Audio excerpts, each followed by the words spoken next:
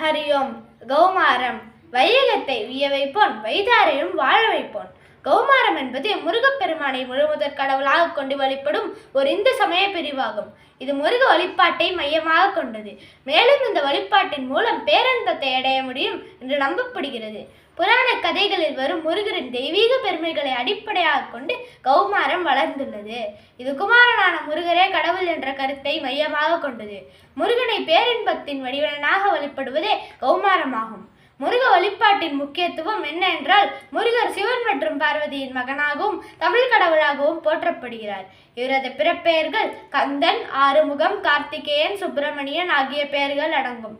இவரது வழிபாட்டில் கந்த சஷ்டி கவசம், திருப்புகழ் பாடல்களை ஓதப்படுகிறது.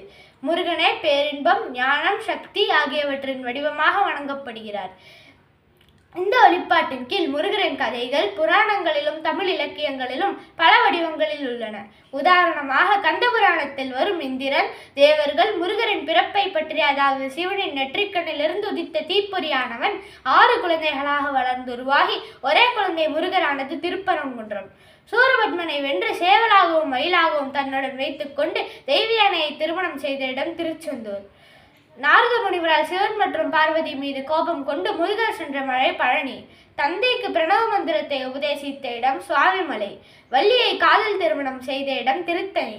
அவ்வையிடம் சுட்ட பழம் வேண்டுமா சுடாத பழம் வேண்டுமா என்று சிறுவன் முருகனாக காட்சியளித்த இடம் பழமுதிர்ச்சோலை போன்ற கதைகள் மற்றும் பல உள்ளன. கௌமாரம் மற்றும் முருக வழிபாட்டின் முக்கிய அம்சங்களில் ஒன்று இவர் முழுமுதற் கடவுள். கௌமாரம் மற்ற தேவர்களை விட முருகனை உயர்வாக கருதுகிறது. இவரே பிரபஞ்சத்தின் அதிபதியாக கருதப்படுகிறார். இவரின் வழிபாட்டு முறைகள்: மந்திரங்கள் என்றால் ஓம் சரவணபவ மந்திரம் அல்லது கந்த சஷ்டி கவசம் போன்ற மந்திரங்களை ஓதுவது. சடங்குகள் என்றால் பண்டைய காலத்தில் வேலன் வெறியாடல், குன்றக்குறவை, வெறியாட்டு போன்ற விழாக்கள் நடத்தப்பட்டன. இன்றைய காலத்தில் சித்ரா பௌர்ணமி, தைப்பூசம் போன்ற பல, அதில் காவடி ஆட்டம், அலகு குத்துதல் போன்ற விழாக்கள் நடைபெறுகிறது.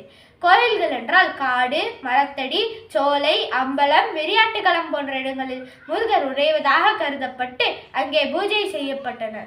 பண்டைய கால முறைகள் என்றால் வெறியாட்டு களத்தில் ஆடுகளை பலியிட்டு தினை மாவை படைத்து ஆடி பாலி வழிபடுவார்கள். இந்திய துணை கண்டத்தின் பண்டைய காலம் தொட்டு முக்கிய தெய்வமாக வணங்கப்படும் ஒரே கடவுளாக முருகர் திகழ்கிறார். நன்றி, வணக்கம்.